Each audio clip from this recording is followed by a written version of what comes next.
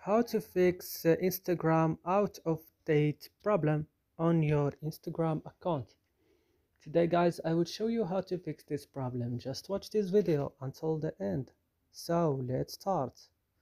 First you will just open your settings of your phone. Then you will go directly to settings you will go to apps or application. Then you will find here all the application on your phone. And now you will go to Instagram and open it.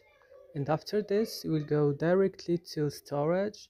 You will go to the bottom of the screen to clear data and click on it, and you will click OK. And that's it. I hope this video is useful for you. Don't forget to like, also to subscribe in our channel, and see you in another videos.